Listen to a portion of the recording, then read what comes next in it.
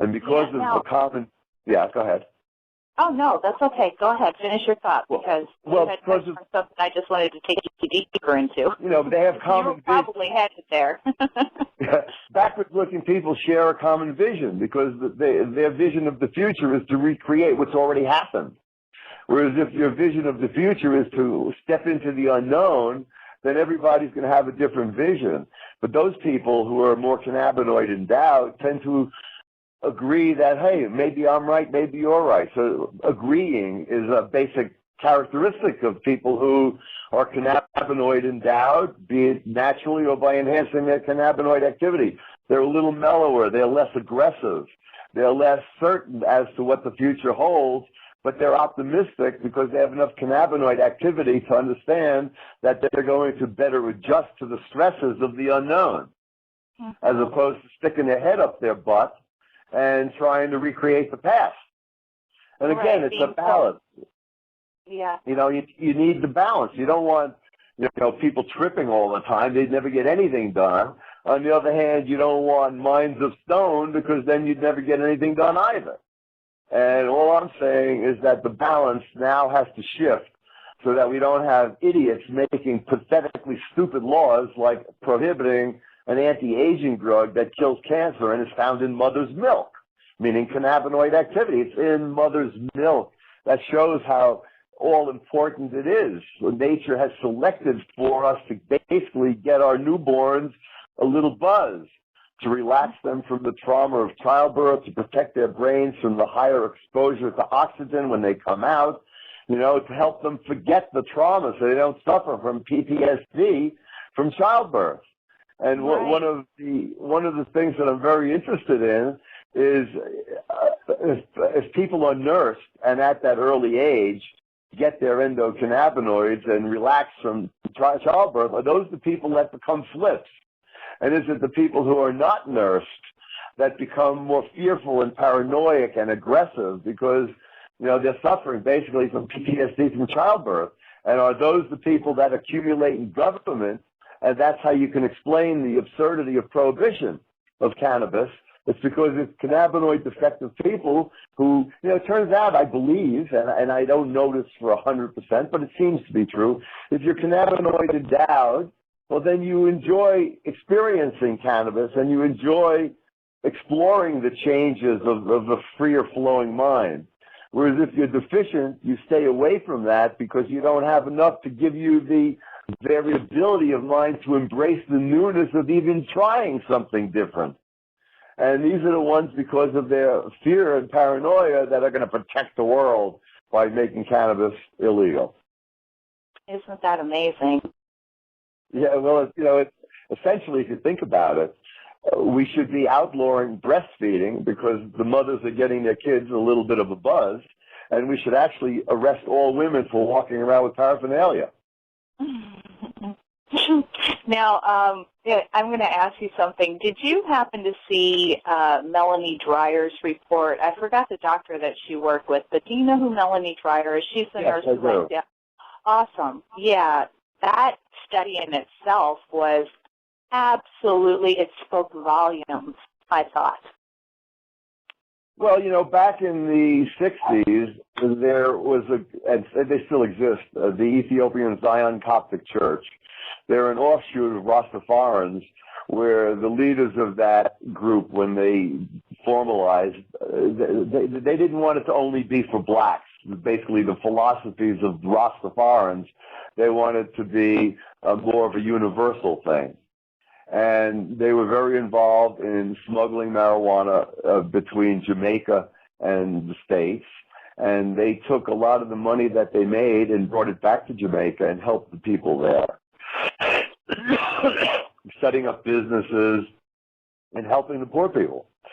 So they had enough money that they brought in researchers because of their dedication to cannabis. And they brought in Melanie Dreyer and a variety of other, you know, Lester Grinspoon from Harvard. And they did studies on cannabis users and found that the parenting skills of cannabis users were better than non-users. And as a parent myself, I've got 3 ex-wives and 4 children ranging from 6 to 41.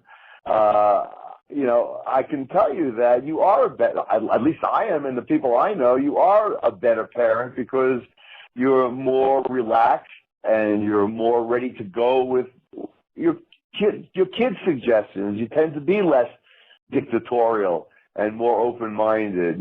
Of course, you can always guide them and hopefully guide them in ways that enhance their lives and therefore also your lives.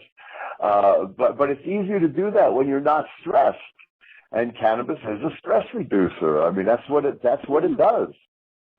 So, Melanie's work, I think, is completely consistent with what millions of Americans know, that it improves our lives, and part of improving our lives is improving our relationships with our family and our kids by being more understanding and open-minded. My mom, before she died, she said that a family that smokes together stays together. Mm-hmm. That was her version. It used to be an advertisement, a family that prays together stays together. So she revamped that when she started to discover the benefits of cannabis. Nice.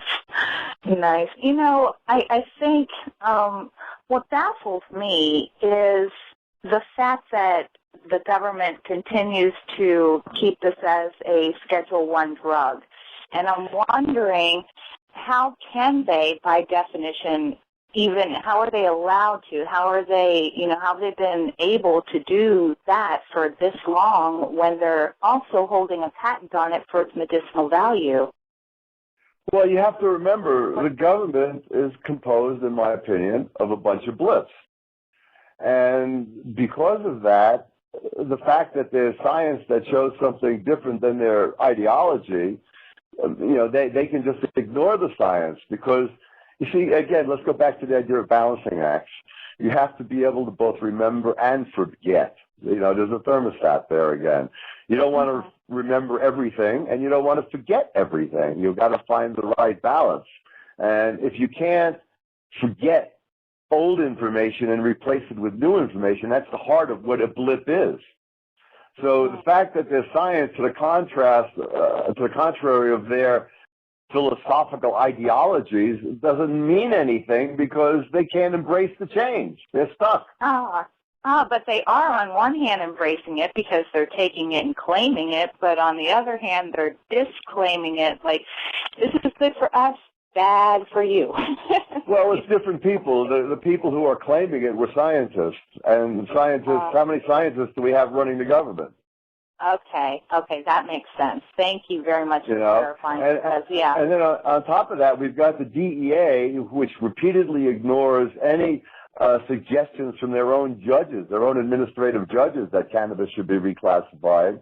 In my opinion, the CIA and the DEA have merged. You can get DEA into countries where you couldn't get the CIA in, and because of that, that's why the DEA has so much power today.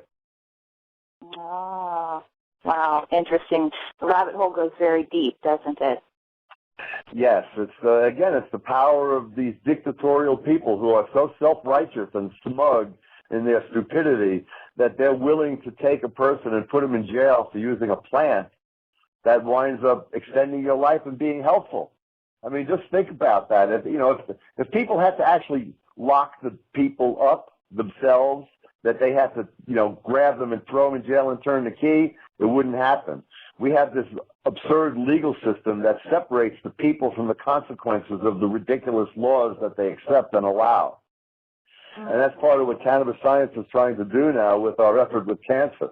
I've got over 700 papers, peer-reviewed scientific papers, that show cannabinoids, both plant and endo, killing cancer cells in animals and in tissue culture for the most part. And what we're seeing in Colorado and people who are following, the Rick Simpson approach of using high-dose cannabis extract to treat cancers is that, in fact, yes, cannabis does kill cancers when you take these ridiculously high doses. But you know what? It's a lot healthier than chemotherapy from everything I've seen. Oh my, yes, I would say so. So what we're trying.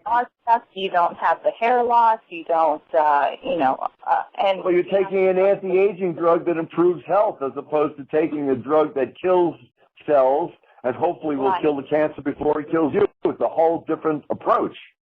Right.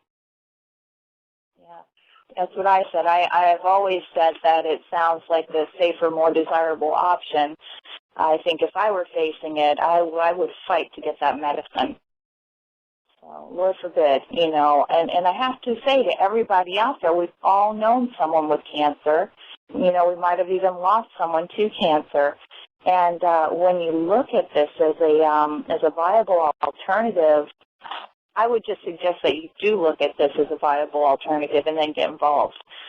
Well, you know, there's always going to be people who are not going to want to take the different road, the blips in particular, because, you know, they're going to be locked into the chemo paradigm. And that's fine, you know. Look, if you want to do that road, that's fine. And for some people, it'll work. You know, I know it killed my father. It didn't help him. The treatment killed him. And I think that there are a lot of people who have that same experience. Of course, the reality is hidden by the fact that, let's look at my father's case. He had lymphoma. They gave him massive doses of irradiation and chemo, and he died from ARDS, adult respiratory distress syndrome. That's caused by the irradiation and the chemo.